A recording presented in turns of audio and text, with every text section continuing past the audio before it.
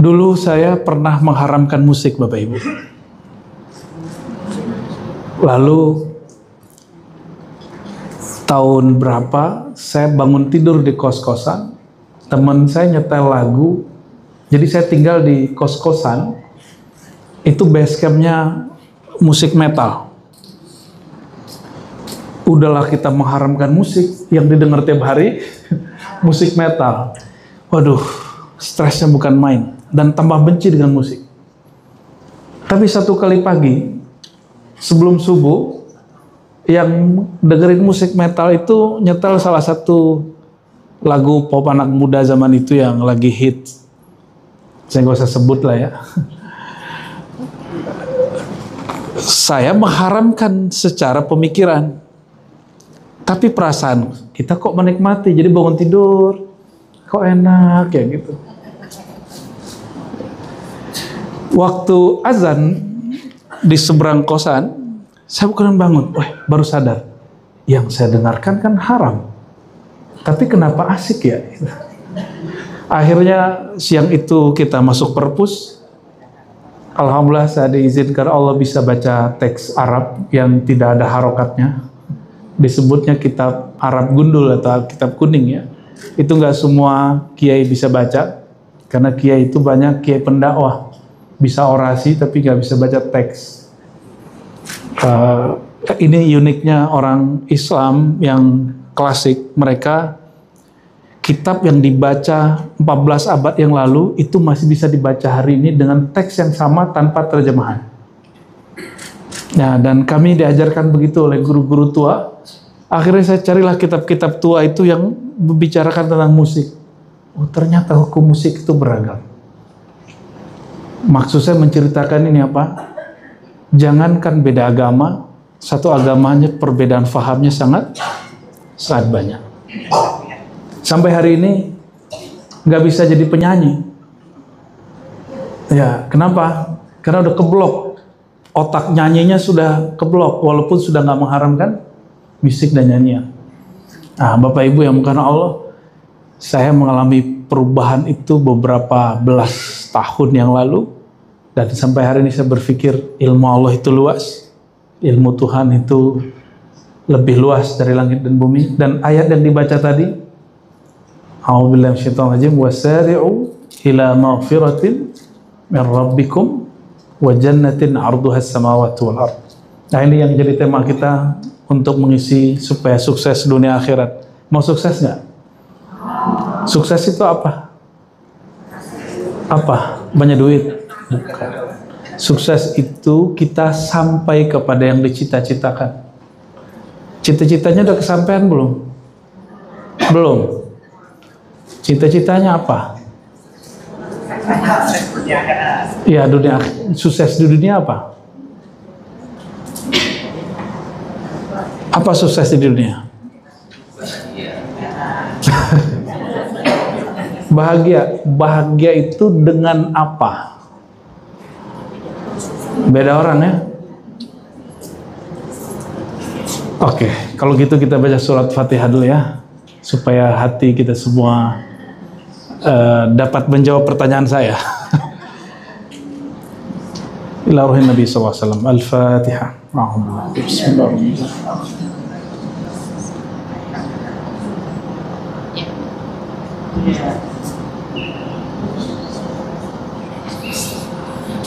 Semoga Allah membuka hati kita berkat surat Al-Fatihah yang berarti surat pembuka. Kalau di dalam sholat, orang sholat nggak baca Fatihah, sholatnya sah nggak? Kenapa? Karena Fatihah itu pembuka dialog dengan Allah. Allah itu sebutan Tuhan dalam bahasa Arab. Saya punya kawan, dia lama di Arab, dia seorang pimpinan gereja di Marseille, Prancis. Dan bahasa Arabnya lebih fasih dari saya.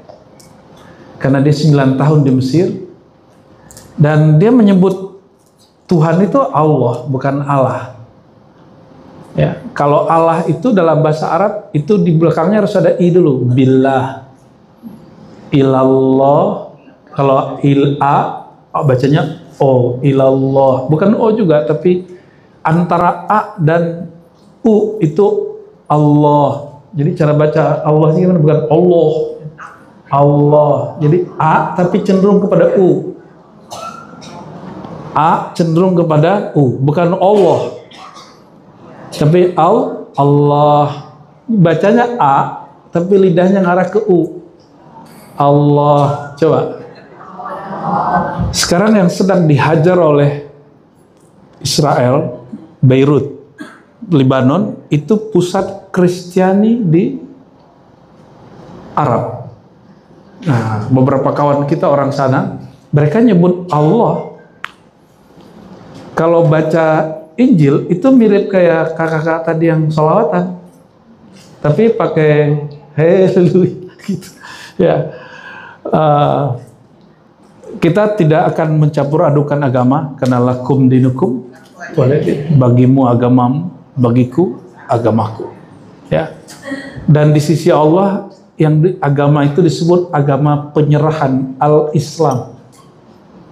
Maka kita lomba-lomba aja menyerah dirikan kepada Tuhan, kepada Allah.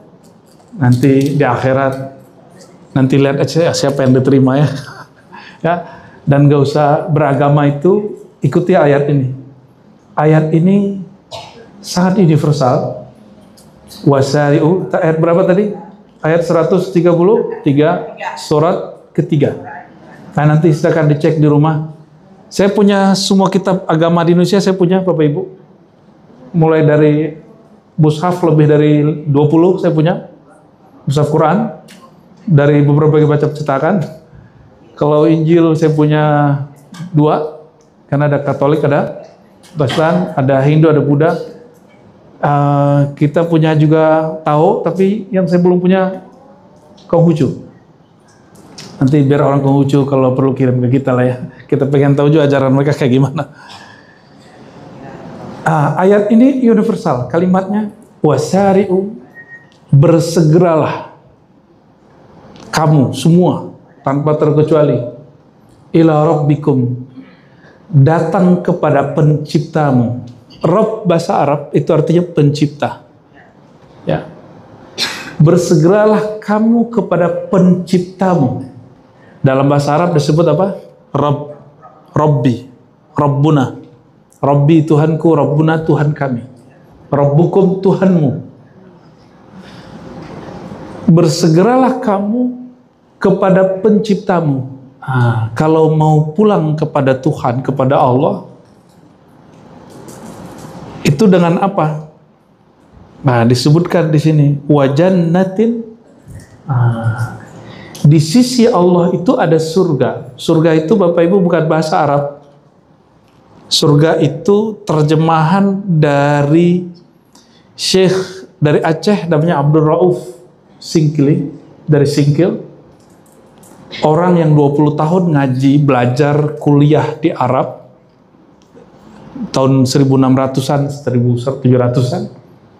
Lalu dia pulang, di Indonesia masih Hindu Buddha. Tapi sudah Islam sudah masuk. Kristen belum ada di Indonesia waktu itu, yang baru ada Hindu dan Buddha, Islam sudah ada, dan kepercayaan. Orang-orang Hindu Buddha menyebut alam yang indah setelah kematian itu adalah swarga. Kalau di Jawa jadinya swargo, ya. Nyampe di Padang, Pak, surgo, sarugo. Kalau di Batak apa, Bu? Surga, ya. Sama lah ya. Itu bukan bahasa asli kita, tapi itu bahasa Sanskrit. Artinya pun tidak sepadan dengan bahasa Arab, karena swarga itu alam yang beda dengan apa yang disebut di dalam bahasa Arab. Surga bahasa Arab, jannah, itu bahasa Arabnya dari kata jannah. Jannah itu artinya kebun yang tersusun rapi. Kebun yang tersusun rapi dan indah. Coba perhatikan kalimat berikutnya. Ini tamparan buat kita, khususnya yang berkitab suci Al-Quran. Khususnya. Arduhas samawati wal ard. Luasnya surga itu seluas langit dan bumi.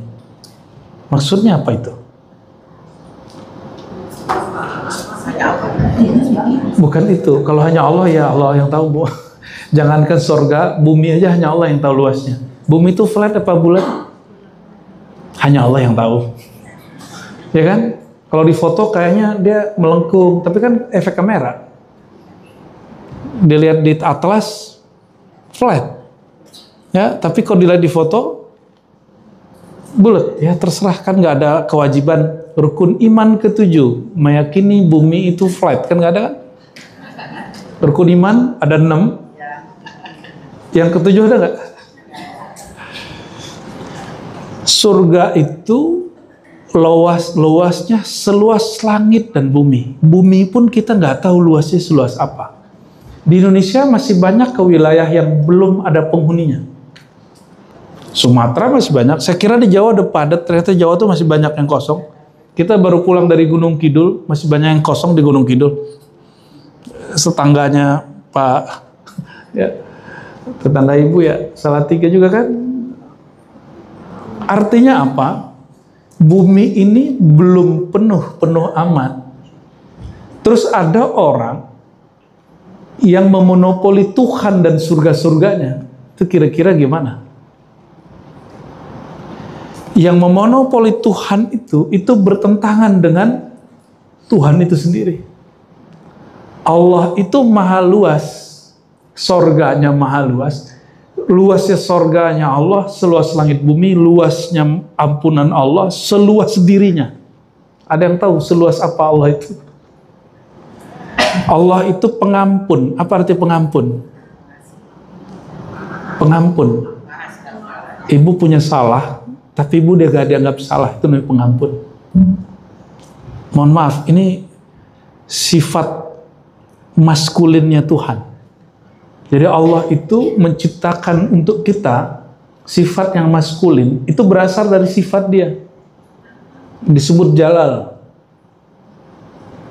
Ada sifat yang feminim, tapi Allah bukan feminim, Allah bukan maskulin. Itu disebut jamal. Allah itu pencemburu. Tuhan itu pencemburu. Maka kalau kita menyembah selain dia, dicemburu. Ibu kalau suami foto profil di handphonenya bukan foto kita, gimana? Bertanya-tanya nggak? Suamiku cinta aku nggak gitu ya? Ya. Buat foto apa namanya, wallpaper ya. Tapi kok nggak muncul-muncul nih foto kita ini? Ya, jangan-jangan dia nggak cinta-cinta amat sama aku. Atau dia majang pasang foto selain ibu yang lain, gimana? Gimana? Oh, bisa pecah itu handphonenya. Maksud saya apa? Itu sifat ibu tahu datangnya dari mana? Ibu yang menciptakan? Bukan, itu Allah, Tuhan yang menciptakan dalam diri kita. Di diri saya juga ada itu. Jangankan gitu, Bapak pernah nggak Pak ngelirik cewek lain depan ibu? Iya, ngelirik cewek lain depan ibu. Nggak berani. Yakin nggak berani. Iya, cantik itu objektif Pak. Cantik itu objektif, cinta subjektif. Sepakat? Kalau cinta, maka semua yang dilihat cantik. Tapi kalau cantik itu sendiri, dia objektif. Indah itu apapun agamanya, orang sepakat bahwa Pulau Bali itu, Ubud dengan semuanya, indah nggak? Benar nggak? Puncak Cibodas yang masih asri itu, yang dekat Gunung Gede, indah nggak? Apa ditanya dulu, kamu agamanya apa? Yang bilang indah itu. Enggak ditanya kan? Ditanya dulu nggak? Pulau Seribu yang masih ada apa, yang pantainya masih oke, masih bagus, masih perawan, lautnya juga masih bagus. Kalau kita apa namanya, snorkeling apa namanya, masih oke. Itu perlu nanya dulu nggak, kamu agamanya apa? Yang mau menikmati, kan nggak perlu. Atau yang kedua, Kalau ada orang kena musibah, nanya dulu nggak agamanya apa? Kita mau bantu orang, nanya dulu nggak agamanya apa? Gimana, Bu? Serius? Bener?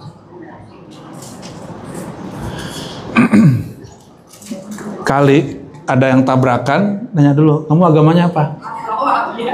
Gitu nggak? Kalau ya, kebangetan itu. Maka guru kami namanya Al-Habib Ali Al-Jufri tinggal di Mesir sekarang. Dia dikafirkan oleh saudara sesama muslim karena mengatakan satu hal yang nggak dipahami oleh orang Islam itu sendiri. Apa kalimat dia? Perhatikan bahasa Arabnya. Al-insaniyah qabla tadayyun. Al-insaniyah, insan, itu bahasa Arab, bukan bahasa Indonesia itu. Al-insaniyah kalau diterjemah ke bahasa Inggris humanity. Apa terjemahan humanity?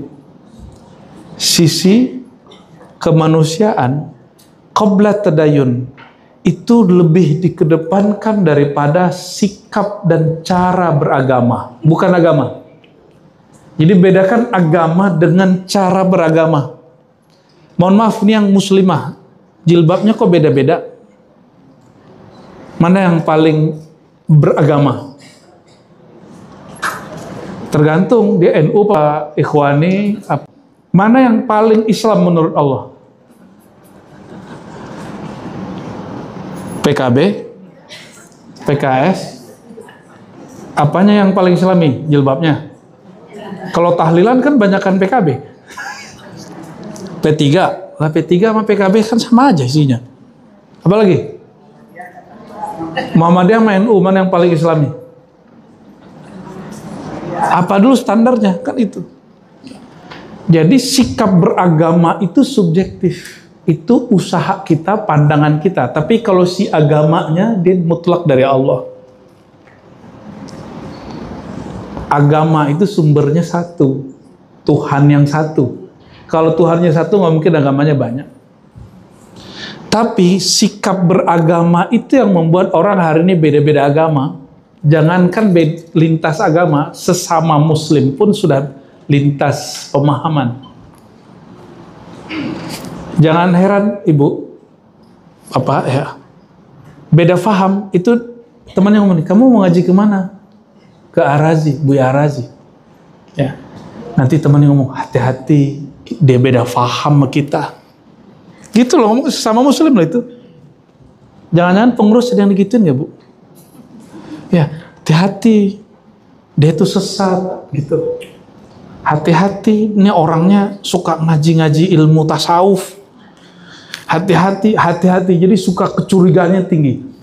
Curiga dalam agama itu bukan agama, tapi sikap beragama. Agama itu suci, sikap beragama tidak suci. Ini perhatikan. Agama suci, sikap beragama suci nggak? Sikap beragama nggak pernah suci. Di mana munculnya konflik beragama? Ini bukan lintas agama dulu, satu agama dulu nih. Apapun agamanya. Ketika orang yang beragama ini merasa sikap dia itu sesuci agamanya. Maka kalau sikap dia dikritik, dia menganggap orang itu ngeritik yang suci. Paham maksudnya?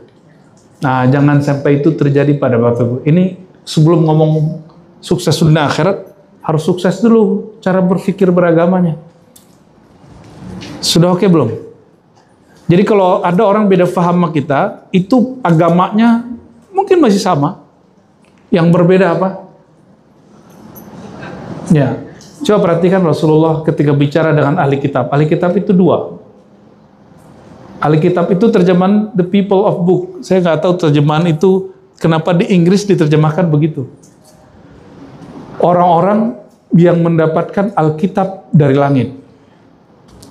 Apa kata Nabi? Masih surat ini juga Al-Imran. Ta'alau ila kalimatin sawa'in bainana wa bainakum. Nabi itu tadi saya ngomong ke beliau, ya. Nabi itu plural, tapi tidak liberal. Nabi itu plural, tapi tidak liberal. Apa makna plural? Menerima perbedaan dan menawarkan perbedaan itu tetap utuh.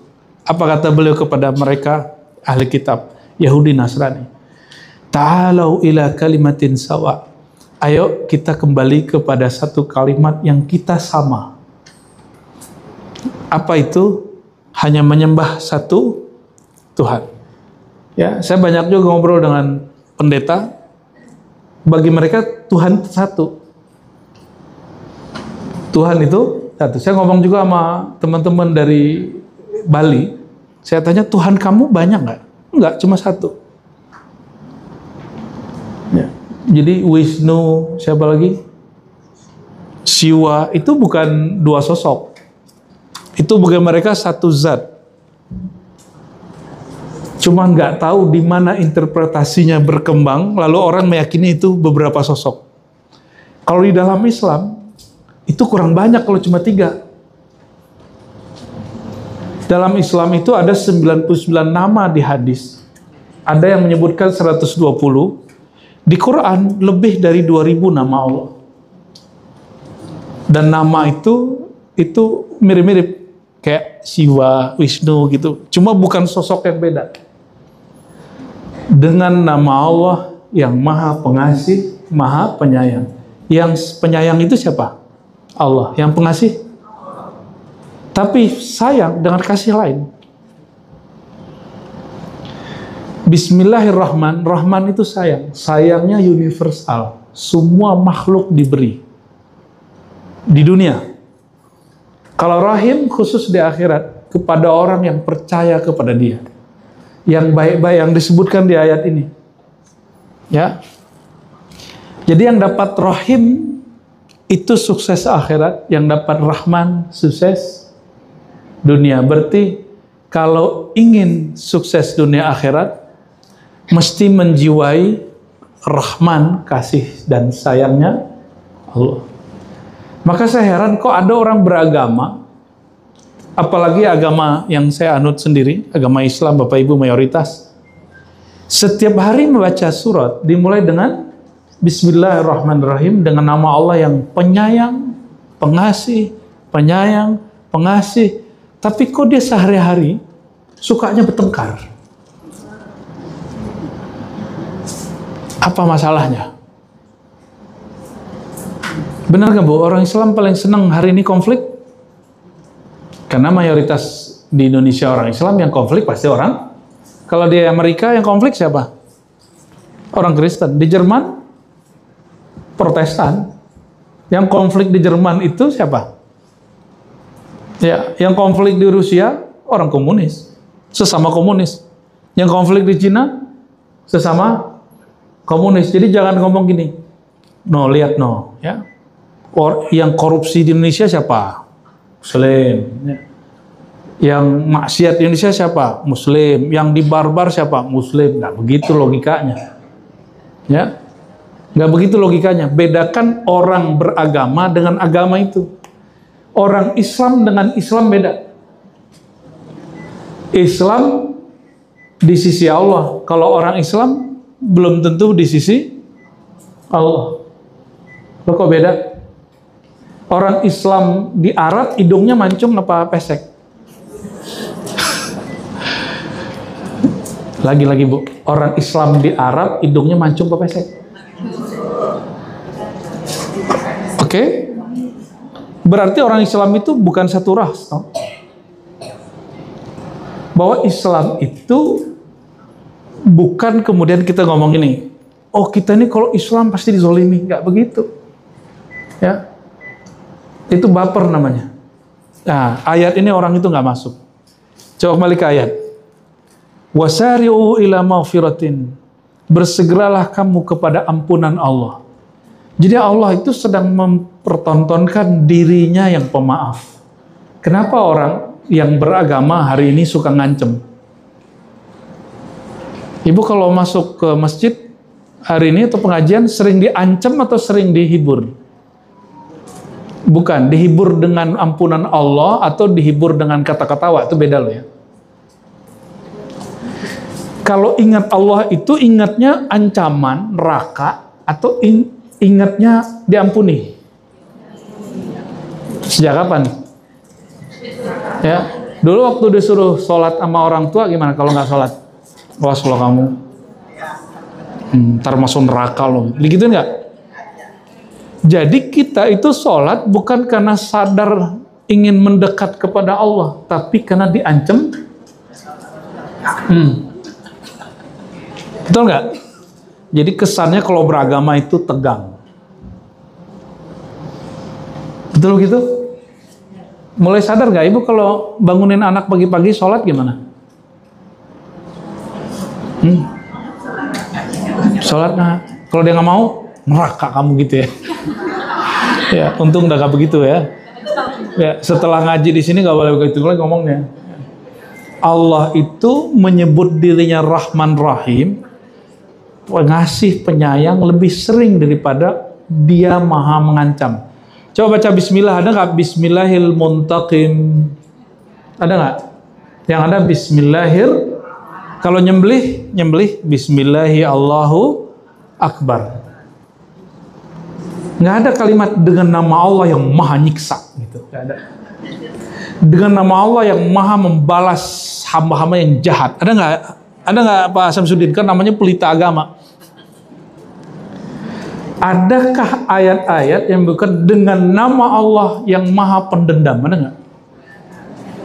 Terus kenapa orang yang mengaku bertuhan kepada Allah terus dia pendendam, tidak menebar kasih sayang? Maka orang Islam itu belum tentu Islami. Jadi kalau ada orang ganggu kita, orang Islam, belum tentu dia mengganggu Islamnya. Maaf nih, Pak Samsudin kan Muslim nih. Kalau saya memindahkan atau menghina Pak Samsudin, itu menghina Islam apa menghina Pak Samsudin? Bisa dua-duanya. Gawat ini. Bawat ini. Sejak kapan Pak Samsudin mewakili Islam? Maka saya tadi nanya, partai yang 5 itu, mana yang betul-betul mewakili Islam? Sehingga jika dia menang, yang menang itu Islam. Susah itu. Atau memang tidak ada partai yang mewakili Islam? Itu hanya partai yang mewakili orang-orang Islam. Jadi kalau saya singgung Pak Samsudin nih, Pak Samsudin ini kurang ajar, misalnya ini Pak ya, itu saya menghina orang Islam atau menghina Islam? Orang. Ya. Tapi kalau saya menghina sholatnya, apalah sholat, nah itu baru. Tapi kalau saya menghina cara sholatnya itu boleh. Kalau saya guru, kamu nih sholat kok kayak ayam gitu ya. Guru boleh, supaya mendidik murid supaya dia naik. Yang dihinanya bukan Islamnya, tapi yang dihina itu perilaku buruknya. Tapi insya Allah guru-guru kita tidak mau menghina. Ya. Jadi ayat ini nyindir kita semua, bersegeralah kepada Allah dengan apa? Ila maghfiratim mir rabbikum, kepada maafnya Tuhan. Maksudnya Bapak Ibu, kalau ada konflik apapun, ingat Allah aja pemaaf, pengampun. Masa kamu gak pemampun? Ada yang masih dendam gak sampai hari ini? Halo? Bener, coba ingat orang yang paling nyebelin. Ingat coba 1, 2, 3. Udah kebayang? Jangan-jangan wajah saya lagi. Oke, sekarang ingat 1, 2, 3 wajah orang yang pernah nyakitin hati Bapak Ibu, yang bikin patah hati dulu. Ada nggak? Oh, mulai ada. Mulai ada Pak Samsudin. Ya. Kalau kita selalu ingat orang yang nyakitin hati, bisa tidur nggak? Makan nggak bisa, tidur nggak? Lalu Allah ciptakan yang namanya lupa, benar nggak? Karena Bapak Ibu lupa, akhirnya bisa tertidur dan bisa move on sampai hari ini. Tapi kalau di sekolah lupa, gimana? Kalau kerja lupa, ternyata lupa itu tidak selalu jelek. tapi ada jeleknya. Kalau Bapak Ibu lupa sama istri, sama suami sendiri,